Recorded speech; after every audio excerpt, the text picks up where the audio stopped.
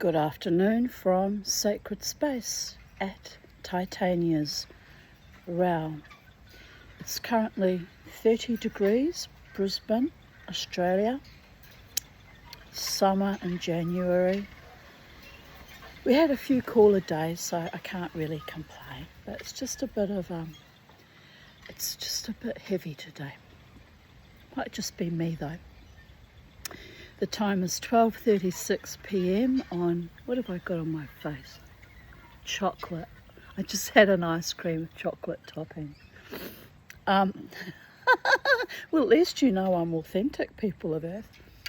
What was I saying? Oh yes, the time is 12:36 p.m. on Saturday, Shabbat Shalom, the 10th of January 2025. We're already into the 10th day of the first month of this year 2026, by the gods. Racing along, time is speeding. I've been down to Aldi to pick up a few groceries, ergo ice cream. I shouted myself some they spelt it speculoos with a double O-O-S, but I don't know, is it the Mandela effect? Because I'm pretty sure that speculoos was always spelt A-A-S on the end. Maybe it's to do with branding though. It might be to do with branding, not wanting to get copyright infringements, but that's just silly because everyone knows what speculoos is. That's what it's called if you're Dutch or had a Dutch parentage as I did, by the gods. Anyway, I bought the speculoos ice cream because I thought, I'm quite partial to almond flavour, and speculoos biscuits used to be my favourite. Interestingly, I didn't buy speculoos biscuits though, just the ice cream. And it was, reasonably cheap. It was only a very small container though, so it was priced accordingly. I'm considering, and it's on a long-term plan because it's a lot of money, people of Earth, but I'm considering buying a Magimix ice cream compressor, making homemade ice cream from home, but it's on special $1,099, and I don't actually eat a lot of ice cream. It's probably cheaper just for me to buy it occasionally as a treat. And also, if I had the ice cream machine, I'd be making a shit ton of ice cream, which means I'd be eating it, which means, what goes in must expand. And I'm also lactose intolerant, so that would be interesting. Guess I could make it with lactose-free milk though. Anyway, it's been on my mind for about 6 weeks, and I'm just holding it at bay because, $1,000, or you might as well say $1,100, that could go towards a rolling mill for my silversmithing, or it could go towards all sorts of wonderful things. A cab cutting machine, or a faceting machine, all of which cost about $4,000 each. So psychedelic dreamers, dreaming, or as I like to very earthily put it, pissing in the wind. But you never know, if I won lotto, or I had a wonderful wealthy lover who liked to spoil me, that would involve having to be submissive and grovel to some man. No, can't do that either. Lotto, or a wonderful man who's generous, or nothing. I choose nothing. At least with nothing you know what you're getting, as my ex-husband used to like to throw in my face during the divorce process. 50% of nothing is nothing. It was his facial expressions as well. Oh, he was putrid. But that's okay, because ultimately, with all his viciousness, he didn't get a lot out of it either. That's what happens when you shit on people that actually, divorcing them was actually doing the right thing by them, because it gave him an opportunity to get married again and find someone he actually likes. I'm laughing because that didn't work out for him either, but it's because of his attitude, you know. He really is awful. But I'm a bit awful too. That's why men are terrified of me and too scared to date me, because I just won't take shit from people who are they? Just because they own a penis doesn't make them any better than me, you know. Can't stand that attitude. And I've grown up with so much abuse that I fairly hold most other human beings in contempt now, because I've seen what they're capable of, and none of it was righteous or decent or even kind or even basic respect. So I'm just using, you know, my ex-husband as an example about the 50% and nothing is nothing. Couldn't give a flying fuck about him actually. Now it's 31 years of healing people of Earth. But anyway, how did I get onto that little segue? I can't remember. Oh yes, speculoos ice cream. Which, even though I do like speculoos, always reminds me of my Dutch, you know, de facto stepfather, who, you know, really tortured me in many ways mentally and harassed me sexually all throughout my childhood and adolescence. It was foul, so it's hard for me to buy things that have associations with him and his background. That's not to say that all Dutch people are pedophiles, people of Earth. I've known some wonderful Dutch people in my day, so I'm not saying that, but it's just it's an association. You know, like if you opened up an ink blot and you try to explain what they mean, it's all subjective and according to what you know about the world and how the world's treated you really, really badly. But on that note, I'm looking up at the skies. It's a beautiful day, although it's hot, and I've had a lovely ice cream, and my birdie boys are happy, and I'm happy because I survived everything and everyone. Some of the things I survived were people I thought might love me and treat me well, but didn't. So, you know, I'm still working through that process. And it's all part of the journey of living life, you know, one day at a time, one breath at a time, one moment at a time. I feel an urge to get in and do some sand casting today, but I'd have to do it while the birdies are outside, because I don't want them subjected to the fumes from the oxygen propane mix. And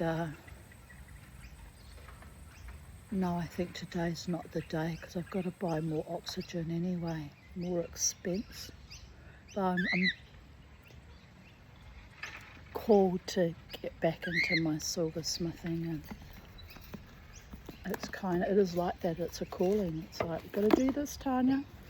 You enjoy it and you make nice things, and it sparks joy and makes you feel like you have self-esteem and that you're doing lovely things with your time and your energy. And, you know, it's soul affirming or life affirming, soul edifying.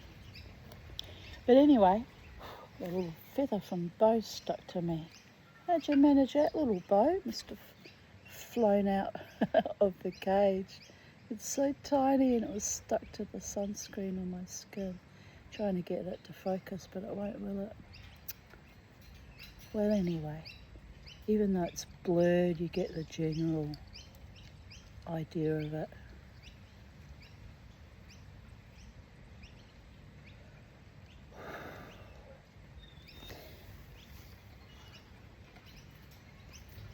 I gave the birds some more of that lovely mix I bought in Brookies, or what used to be known as Capalaba produce.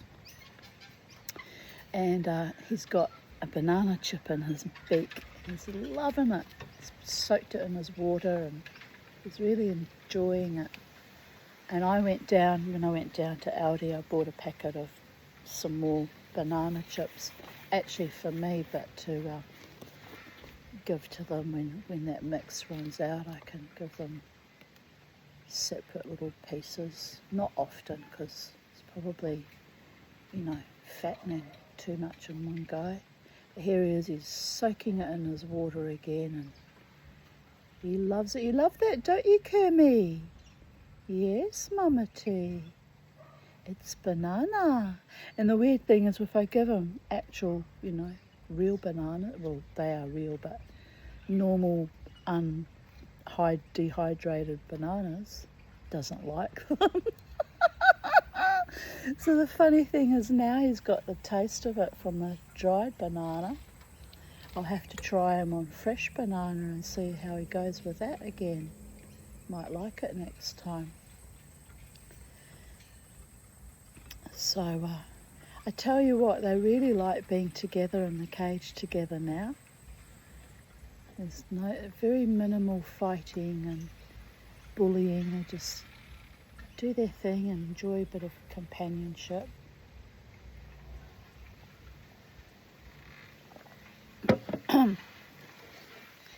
Right, let's continue with reading Amanda Scott's A Boadicea Dreaming the Serpent Spear.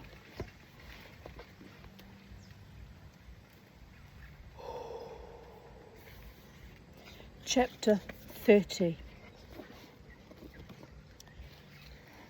Fire had not yet reached the antechamber to the temple, only a drifting of smoke that covered the smell of anticipation and battle fever that the veterans had left behind. Beneath that, more dryly, was the scent of incense and old spilled wine.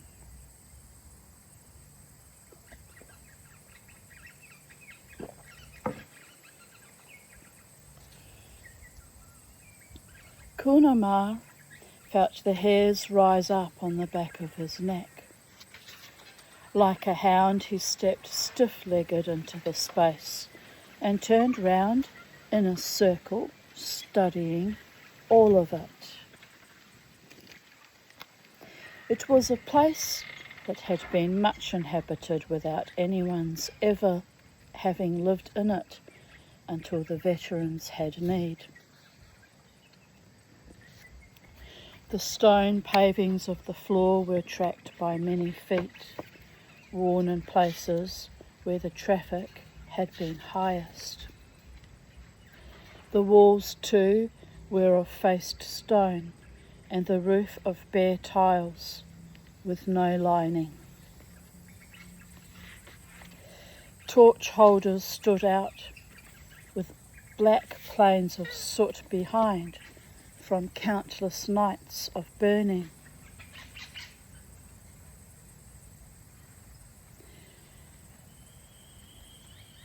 But there were no chests for storage, nor beds, nor signs of a workshop. But do you see, Kermie? He's looking down like this. Who can you see, my pretty boy?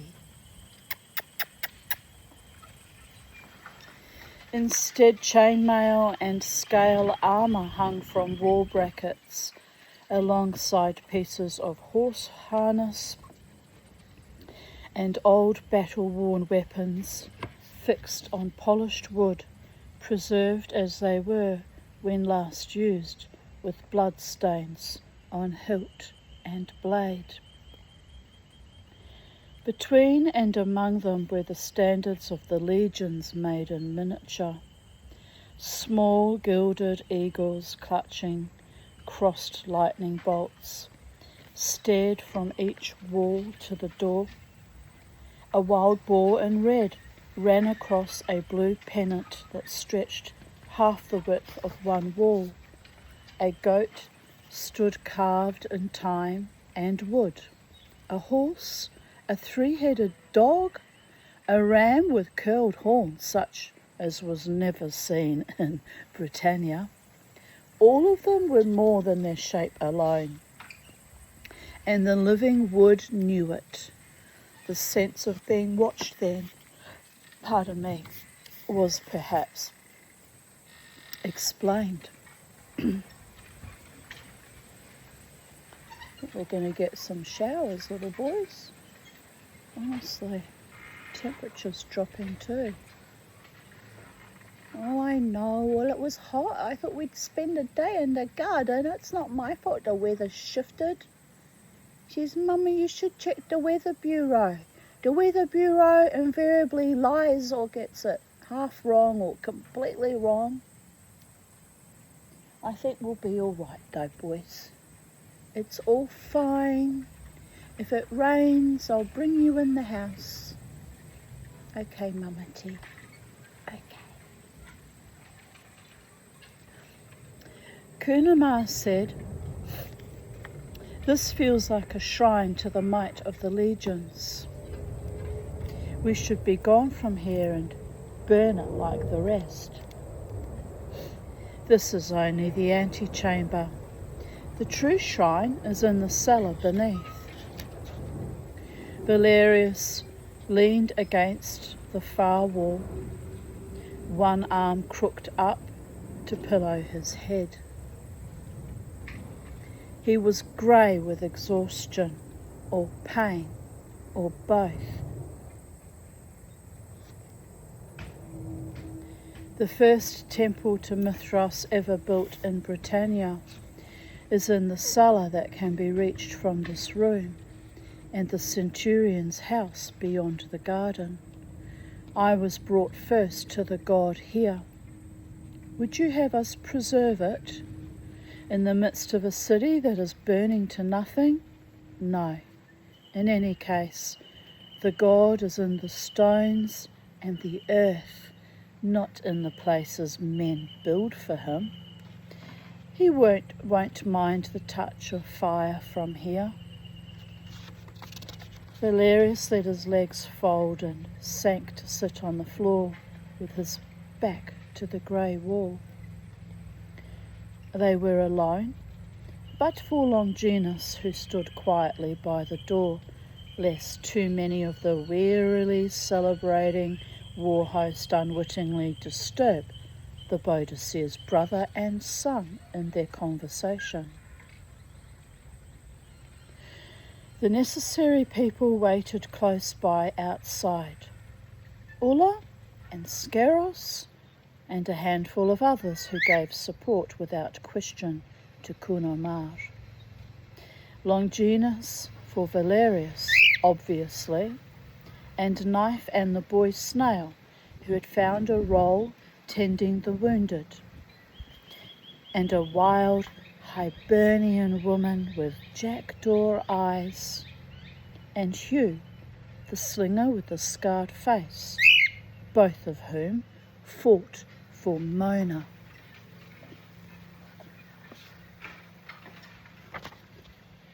There were a surprising number of Mona's warriors who supported Valerius, and did not appear to notice the existence of the Boadicea's son. Kunamar had intended that to change with the battle for the rear gate to the temple. He was not certain that it had. We should talk, Kunamar said to the man sitting on the floor opposite, and then tend to the wounded. My mother withdrew from the battle at its height. She has done what she can, and that is momentous. Rome's capital in this province is ours, and we can burn every part of it. But we have 3 more legions and other towns to take before we can call ourselves free. To succeed further, the war host must be led from strength, not weakness. You said once that you would not let one man's search for personal glory destroy the war host. I would ask you now if you still think. the leadership is yours. That my conduct in the taking of the city... What? Kunama rubbed his one ear and felt foolish that he had done so. Valerius's head had fallen back against the wall so that he looked up at the ceiling as if he might find inspiration there or support. He said, "The leadership of your mother's war host is yours. Those who follow me will continue to do so, and I will follow your leadership. You have only to say what you intend, and we will do it." His voice was entirely flat. Something had disturbed the warriors outside the door. Raised voices twittered, sharp as morning bird song. Very suddenly, Kunama wanted to be in the fresh air, with only the stench of the newly dead thickening the air. He stood, pressing his hands to the wood of the table. "Let me be clear." "Oh, boys, I was just saying how good you've been not fighting. What happened to you, Mr. Kermy, being nasty? Was Little Bo on your swing? Little Bo likes your swing. He didn't like the other swing I gave him. It's amazing, isn't it? Probably feels safer on that one because it's really big and chunky and it's got a platform, but I've got to buy some more seagrass matting because they ate it all. So, yes, but anyway, Little Bo likes that. No fighting, okay? Or you'll have to go in your separate cage. Little munchkin. He's just staring at me like this. Like butter wouldn't melt in your beak, Mr. Kermy boy. Yes. Bo. You gotta fight for your right to party, Bo. You gotta fend 'em off. Don't take nonsense from any other soul, Bo. Just 'cause you're little, you have to be mighty. I learnt that the hard way, early in childhood, by the way. Constantly bullied at school. Fucking assholes. Anyway, where were we? Right, reading stories. He stood pressing his hands to the wood of the table. "Let me be clear. You are saying that you concede all leadership of the full war host to me, and that, Julius," Longinus spoke from the doorway. There was fondness in the word that went deeper than the careless intimacy of the battlefield or the bed, and a depth of care that took notice of the other man's exhaustion and forgave a decision badly made, and spoke of something else that brought hope in a hopeless world. All of these Kunamar heard, and misplaced, because he did not at first understand that the Thracian was talking to Valerius, who evidently had another name. Thus, he turned too late, only after Valerius had risen, and Longinus, quite gently, had said again, "Julius, your sister is here."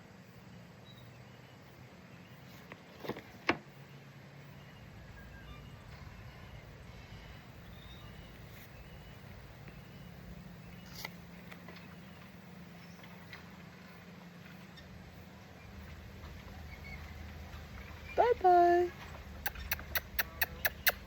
Bye, baby bum.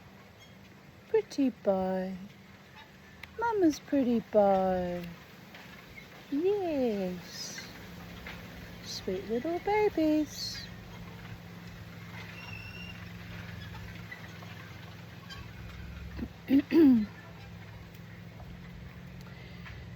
Valerius had thought perhaps he might sleep leaning against the wall and eat there when he woke, and then sleep again. And only after that begin to deal with the aftermath of the decision he had made as he watched his sister leave the battlefield. Seeing her return, he rose on limbs that resisted, so that he came up stiffly and more slowly than he wanted, and leaned back on the wall because simply standing was enough.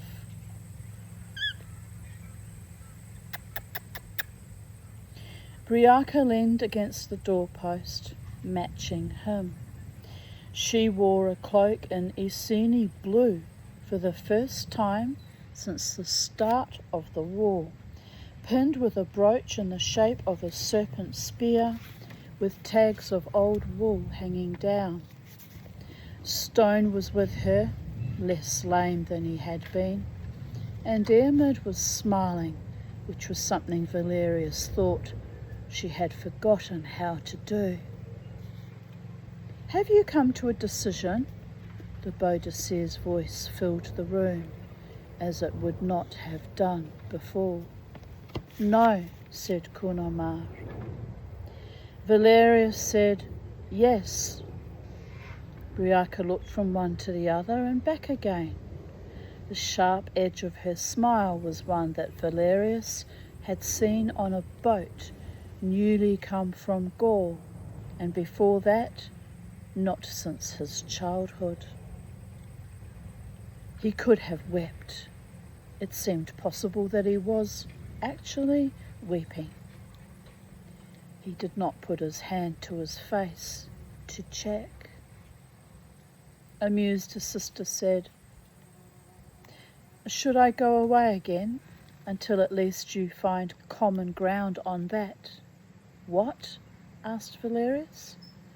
"I have just been seen to leave the field of battle. If one or other of you wishes to claim leadership of the war host, I have no right to deny it." Valerius had not been weeping, only tired. He laughed rustily.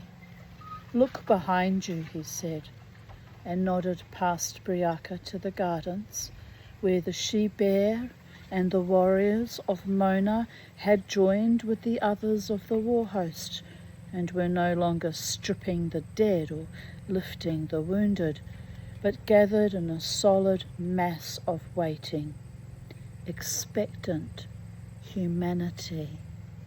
They really loved her, didn't they? They really loved her.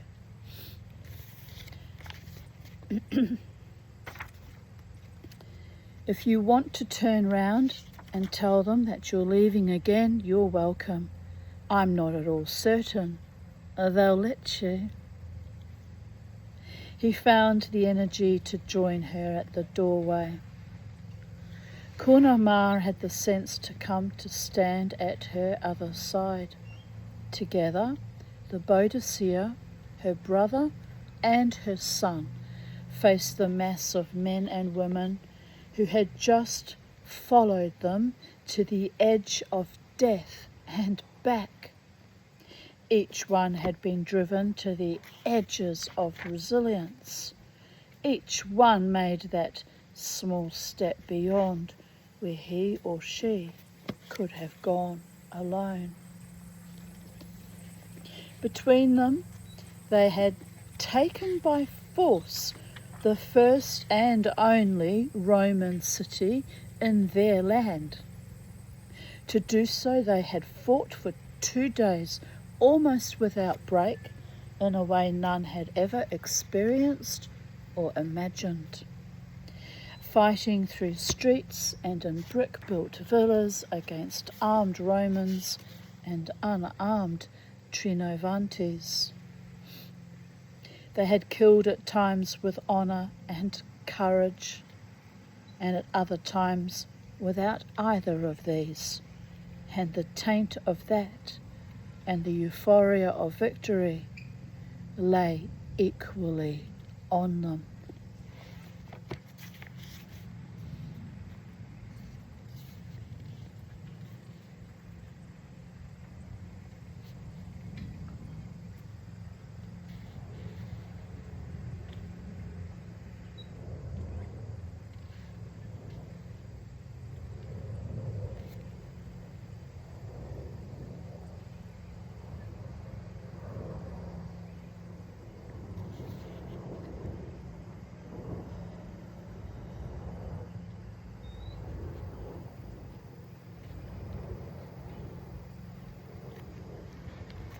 They were greater than they had been, perhaps greater than they had ever imagined, and could be greater still. But they needed to be told so, and to be given a reason to find the paths to victory in themselves. Out of habit and 2 decades training, Valerius opened his mouth to speak. Briaca was there before him. Warriors of the Boadicea, her voice carried better than it had done when she first addressed them at the marsh edge, but not far enough. The garden was full and more were pressing in at the gate or climbing the unclimbable walls. The hum and the press of a spreading rumour drowned out the first words, even when they were shouted down by others, who thus made more noise. A plinth stood to one side of the door that had until recently borne an urn. Briaca vaulted onto it and stood framed by the white wall of the temple. Like all of them, she was burned and stained with ash and smoke and the debris of battle. Unlike them, she had been visited by a god, and it showed. She stood tall against the white stone of the temple, and the late afternoon sun cast gold over the burnished red of her hair, and polished to shining jewels the iron and bronze of her belt buckle, of her sword hilt, of her serpent spear brooch. Other gods came to add their touch. The wind lifted her hair and made of it a widening copper helmet. Her cloak, I really love red hair. I think it's beautiful. Her cloak bellied back so that she was late sky blue against the white, with the cast of sun all around. A crow danced on the gilded tiles of the rooftops and called 3 times. The last call fell into a profound and waiting silence.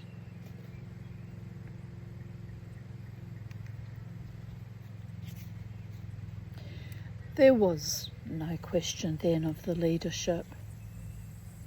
If the Boadicea's brother or son had tried to take it, their own supporters would have killed them. If the Boadicea had tried to walk away, they would have blocked the gates until she gave her whole heart to staying. Seeing that, knowing it, Briaca cast her voice out to its furthest reach and began again. Warriors of the Boadicea, you have won a city and the first part of a war. Not one of you is without injury.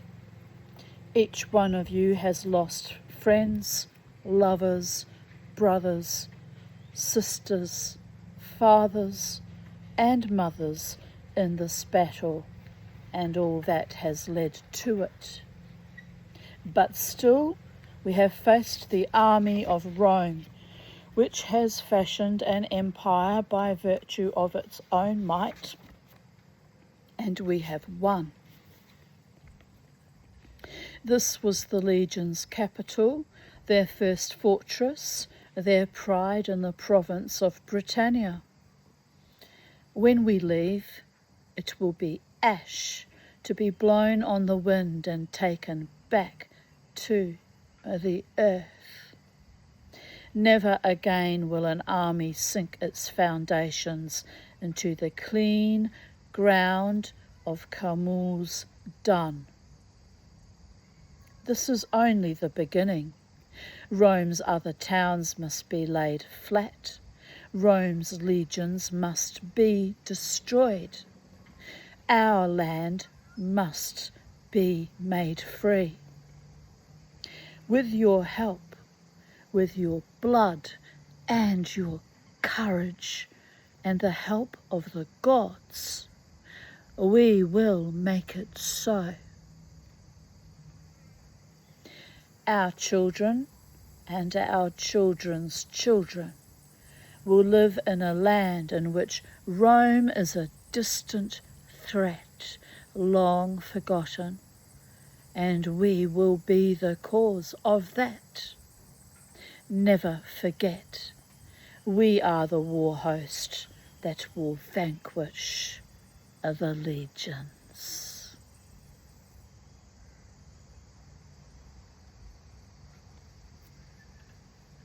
She spoke the last into a silence as thick and crisp as when she had started. It softened slowly as 5,000 battle-weary minds understood the full measure of what they had done and what they were asked to do. They needed a response and were all too tired to think until, far at the back, someone unnamed shouted, "Boadicea," and gave them their answer. "Boadicea, Boadicea, Boadicea." The sound rebounded off the walls and would have raised the golden the golden tiles on the temple's roof, had they not already been melted. Briaca stepped down from her plinth. They swept apart to let her in and came together again behind her. Very slowly, she walked through the middle of her host to the back gate of the garden. As geese follow the leader, they followed her out and through the city to the green space beyond, where they could rest and eat and retell the stories of Camulodunum's burning and plan all that was yet to come.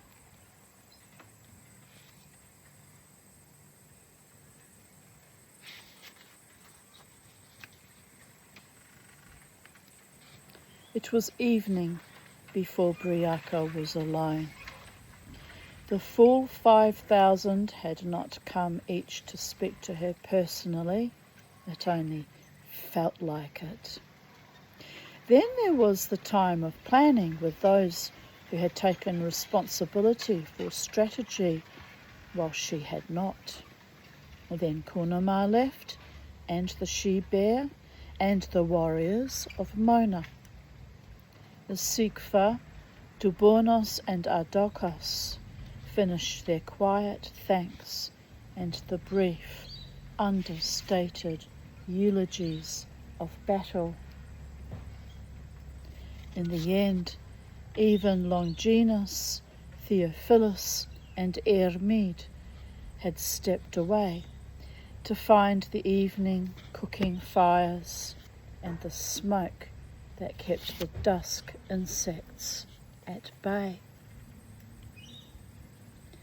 Only Valerius was left.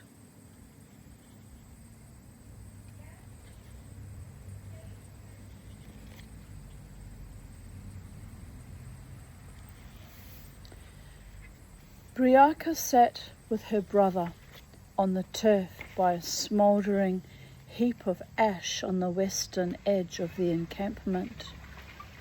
One or other of them should have scraped the embers into the centre and laid on more wood from the small, neat pile left in the morning when the world was a different place.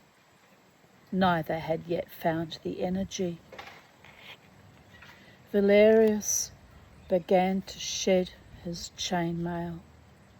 He stood bent double from the waist, while the slither of linked iron inverted itself and, chiming softly, oozed over his head. He shook himself free and straightened up. His hair was vertical. His woolen undershirt was marked with sweat and rust and blood. The mail had left a reddened lattice of prints on his upper arms. He attended to none of these, but sat down and said, they would not have agreed to that so readily if it was me or Kunama who had suggested it.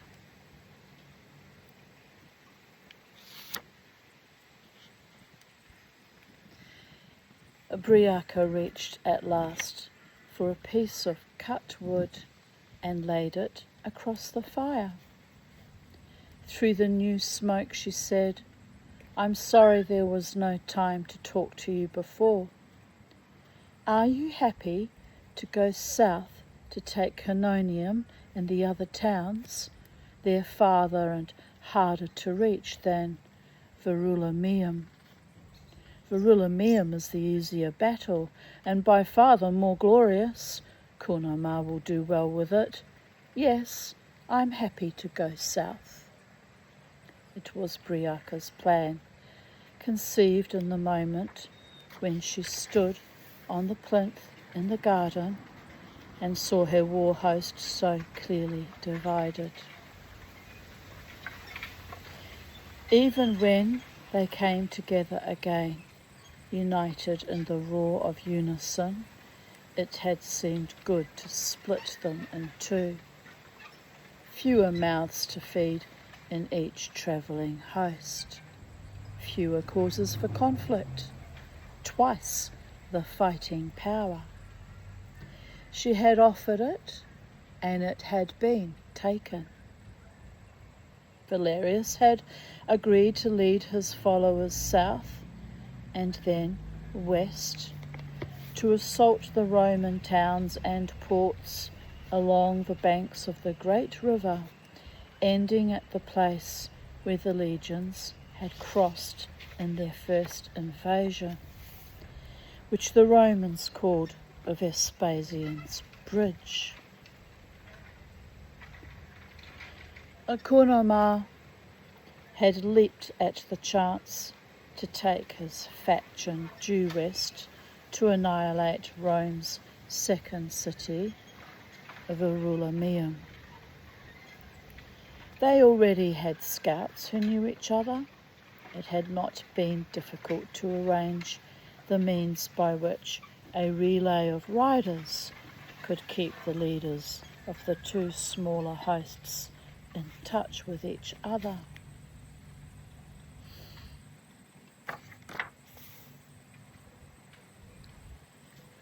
Valerius leaned his back against his saddle packs and peered through the growing cloud of midges at his sister. He looked thoughtful, as Cunobeline had done, but weighed with the weariness of life. You didn't say what you were going to do while we are clearing Rome from the southern towns and ports. Kunama thinks you will be with him, but is afraid that you may join me, which is why he didn't ask. The rest think his fears are right. I don't need you, and you know it. So where will you be? Briaka watched a crow gather its courage to approach one of the unmoved dead from the temple's front courtyard. She said, Ermid has asked that I not fight for 9 days. I'm going north to find Venutius of the Brigantes, to see if he will bring his warriors to join the host. He has at least 2,000 spears with battle experience who will answer his call. And they hate Rome as much as any. We'll do better against the legions if we have them with us.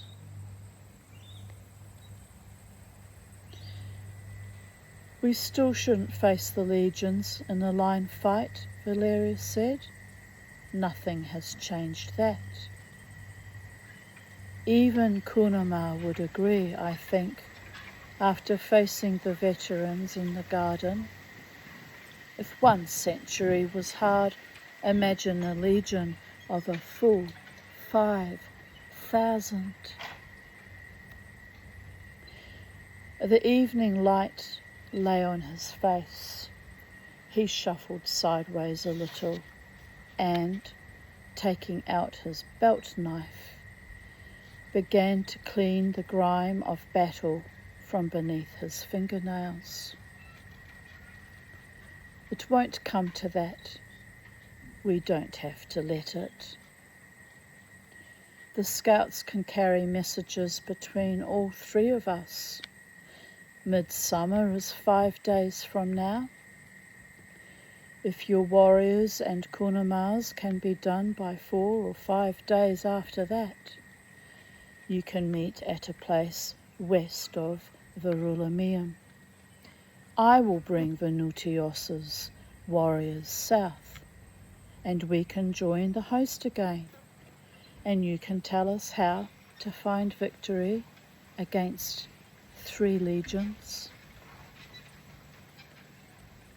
If Venutius agrees to send his warriors, Valerius said. He may not. He may not, Briaca agreed equably. The crow flapped from the wall and dropped raggedly to the body below.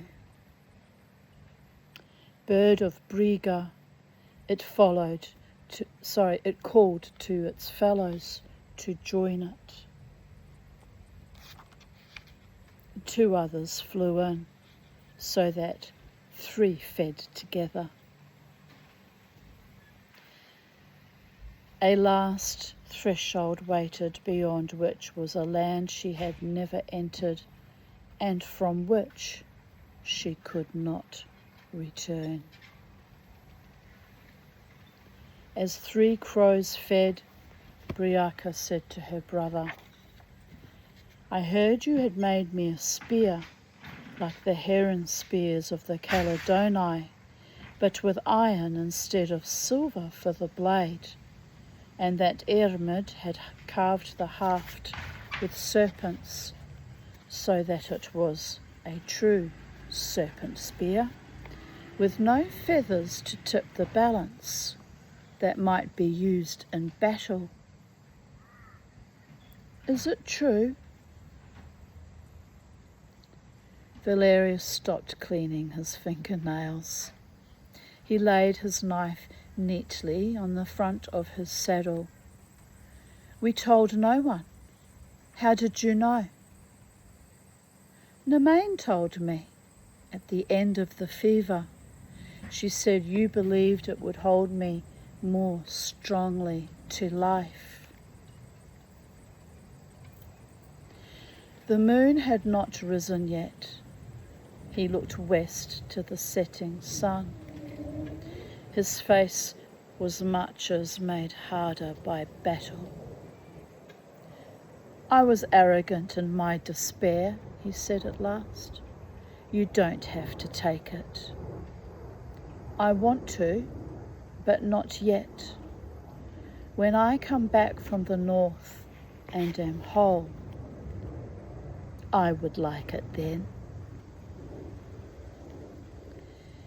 She rose and took his arm, and he was Ban again, and she Briaka, and they were going to the roundhouse for an evening meal, and life was as it had always been before the nightmare of the legions, or could be allowed to seem so for a night at least before they parted.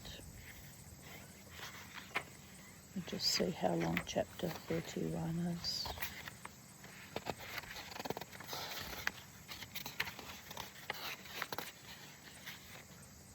Fairly long. Yes, I'll come back tomorrow with chapter 31.